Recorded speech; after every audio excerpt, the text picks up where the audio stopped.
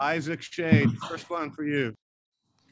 Armando, great win tonight for you guys. Congrats on winning the battle of the bigs inside with you and Dickinson. 11 and 14, 3 assists for you, limited Dickinson to 4 points in 18 minutes and those 4 fouls. How important was that for you to draw those 2 fouls on him early in the second half? Yeah, I mean, it was huge. At halftime, Coach Davis, we noticed that he had 2 fouls, and he said right off the bat, we was going to go to me every single play until he got in foul trouble, and that's what we did. We went to me like 3 or 4 plays in a row, and I just got into my bag and did what I do, and we got him out. Hunter Nelson. Hey, Armando. So kind of what he just asked, but Dickinson picking up that 4th foul was actually the turning point in the game. It allowed you guys to sort of build that lead as the second half went on. But even as he was out of the game, what made you guys decide that you wanted to keep going inside over and over again? Yeah, well, I mean, they were fouling. I mean, they were sending double teams in the post at me, so it was allowing us to get a lot of open shots, and that's something that we noticed. And, I mean, I thought I did a pretty good job of just passing out of the post, and we just had good ball movement. And, I mean, good things was happening playing through inside and out, so it just helped us out. And, I mean, I feel like that was a big reason why we got that pretty good lead in the second half. Brendan. Hey, Armando, I know that the game just ended, so it can be a little difficult to be too reflective, but you've had sort of an unusual UNC career, the pandemic, your freshman season. Did this feel the most like Carolina basketball, maybe, of any game that you've been able to be a part of here?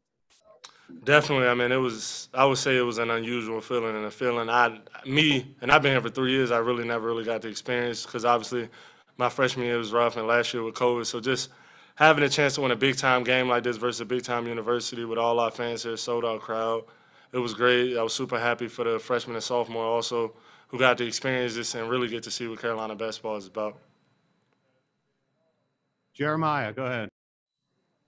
Yeah, Armando, I don't know how much you guys really look into rankings going into a game, top 25, things of that nature, but picking up a win against the top 25 team in a primetime game like the Big Ten ACC Challenge, do you feel like this team is beginning to turn a corner with some of the things that it can do? And do you think this is I guess, a big win for you guys at this point of the season?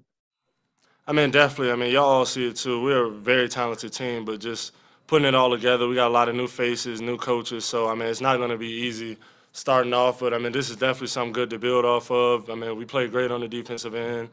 I mean, we've been hearing stuff about how we're not a good defensive team and we can't defend, but I think today we showed just our defensive potential. And, I mean, we can build off this and keep defending the way we did today, but also just making outside shots and scoring in the inside and just doing everything we did today, we could be a really good team.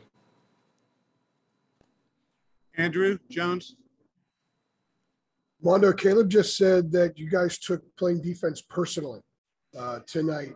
And with you guys, with what Hubert said yesterday about the different things that you guys focused on for a week, everything kind of came through. We saw it on the court tonight. How much did you take it personally? And at what point in the game did you see, okay, I think we're actually dialed in, we're on a different level defensively than we had been? Definitely, I mean, just for me personally, just coming off that game versus Purdue, it left a real bad taste in my mouth, and I just been itching to play another big-time big in my position. So me personally, I mean, I took it personal. Me and Hunter, we've been playing on the same AU team since the 7th grade, so we both are familiar with each other's plays, and, I mean, that's my brother, and I love him. But just that whole weekend, it just left a bad taste in all our mouths. And for me personally, I just needed to go out there and just show that I'm that elite defender that I know I am. Thank you. Brandon P. Yeah, Armando. Obviously, the 2 early fouls in the second half was big for getting Dickinson out of the game. But in the first half, you held him to 1 for 3 shooting. What was the key to neutralizing him in the first half of the game? Yeah, I mean, I just was being physical and being in the right position. I mean, like I said, I've been playing with him since the 7th grade. So, I mean, I know a lot of the stuff that he likes to do. I know when he catch it on the right block, trying to get to that left-hand jump hook. And, I mean, just kind of just – it's like – playing at the park when it's playing against him, because we've been playing against each other for so long. I just felt like I mean, he did a good job on me too in possessions too. So, I mean, I feel like that's kind of what I can attribute that to. CL, go ahead. Yeah, Armando, I know it's too early to call games must win and that kind of thing. But what was the sense of urgency coming into this game? Did you guys kind of feel like this was one that you had to have, or that might kind of change the expectations for going forward? Definitely. I mean, I feel like right after our tournament in Mohegan Sun, we had this game marked off, and I mean, I feel like that kind of messed us up on our last game because I mean, it's just been hell these last 2 weeks. We just been itching to play a top team and just show that we can play against those teams. And definitely, I mean, this is something we had marked off on our calendars, and we just knew we had to come out there and compete because obviously they're a good team with a lot of talent, and I feel like that's what we did. Ross, go ahead. Hey, Armando, can you speak on Caleb Love's performance, 22 points, some big threes in the second half? What did you see out of him? What did you like from his offensive and defensive performance? I mean, he did a good job on both ends. First half, he was okay on offense, but the second half, he really boosted up that lead. Going into the second half, I mean, I told him that in the post, the double team would be coming, so I told everybody, just be ready to shoot. And he told me, and he came out confident. I mean, he was just hitting big shots. He's been working on it all summer, and I mean, it's coming to fruition. Greg Barnes. Hey, Armando, you mentioned that it has been hell the past 2 weeks. Can you expand on that a little bit? Yeah, I mean, like I've said a couple times just in different interviews, just the Mohegan Sun left a bad taste in our mouth because we know we're a lot more talented than that, and I mean, our fans deserve more coaches and everything. So we just practiced. I mean, it was tough. We just had to do some soul searching, and we just had to figure out, do we really want to be a great team or a good team? And I feel like we took a step in the right direction. And, I mean, we all were just pretty upset and pissed off about it.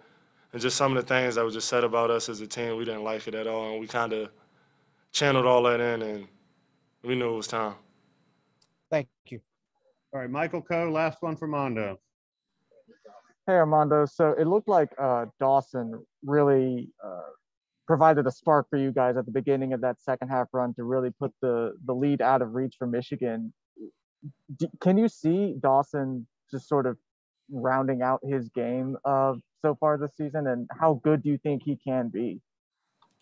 I mean, he's like a microwave. Like, just when he get going, he could just score in bunches. And, I mean, we need to do a better job of just finding him early in the game and just all throughout the game. But just having somebody like Dawson who can just score in bunches when we need him, when the offense is flat, I mean, it's huge. And I feel like it speaks volume on just the depth of our team from a scoring level. And just having a guy like him that has no weakness, can shoot, dribble, post up, and do all those great things is just good for us.